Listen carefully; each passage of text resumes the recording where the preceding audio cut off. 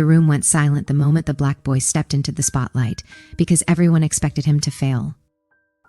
Marcus Johnson stood alone on the stage of Westmore Academy, staring out at a sea of mocking faces waiting for the joke to begin. Blake, the school's golden boy, leaned back in his seat with a loud snicker. "Let's see the diva's son embarrass himself," he whispered, loud enough for the room to hear. Phones lifted, smirks spread. They all came here for a humiliation, not a performance. Marcus wasn't supposed to be here. Blake and his friends had forged his name on the talent show list just to humiliate him. They wanted to see the black scholarship kid crumble in front of an audience of rich, spoiled teenagers who believed talent belonged to their bloodlines. And because his mother was Vivian Johnson, the legendary soul singer with 5 Grammys, they expected him to fail even harder. They believed a kid like him didn't deserve the spotlight unless he was cleaning it. Principal Reynolds leaned toward the mic with that fake smile she always used around donors. "Mr. Johnson, the microphone is on. We're all eager to hear what you've prepared." The crowd snickered again. Marcus swallowed hard. He hadn't prepared anything. He never asked to sing, and he hated the idea of being compared to his mother for the millionth time. But then, something quiet but fierce rose inside him. Maybe it was anger. Maybe it was exhaustion. Maybe it was the memory of his mother humming lullabies in their tiny Oakland apartment long before fame found her. Whatever it was, it pushed him forward. "I'll make something up," he said. A ripple of surprise moved through the room. Even the cruel kids sat straighter. Music teacher Mrs. Rivera watched him with soft eyes, remembering the day she accidentally overheard him singing alone after class, a voice full of power he was afraid to use. Marcus adjusted the mic. He could see Blake recording, waiting for the moment he cracked. "This song is called Invisible Roots," he said quietly. "My mom wrote it before she became famous." And then he sang. The first note trembled, but the second didn't, nor the third. His voice rose, rich and soulful, cutting through every cruel whisper. It was the kind of voice that carried stories, pain, pride, history. Students stopped laughing. Some lowered their phones. In the third row, Blake's smirk slowly died. But then it happened. The lights flickered violently.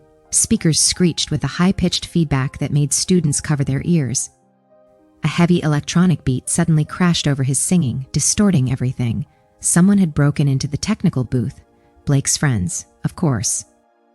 Marcus stumbled for a second. The audience started laughing again. This was the sabotage. But instead of stopping, Marcus inhaled, shifted his rhythm, and folded the unwanted beat into the song. His voice danced around the interference, turning it into something new, something electric. Years of watching his mother improvise had taught him how to make chaos sound intentional. Students murmured. Then they fell silent. Then they lifted their flashlights like they were at a real concert. The humiliation had backfired spectacularly. And Blake knew it. When the song ended, the applause exploded so loudly it drowned every ounce of hate in the room. Even kids who had laughed at him stood for him now. Everyone but Blake. But the story didn't end there. That night, Blake struck back online. A malicious video montage appeared on the school's page. Clips of Marcus cut together with old recordings of his mother, twisted to make him look like a cheap imitation. #FakeTalent, the caption read. Comments flooded in, cruel ones, racist ones, lies.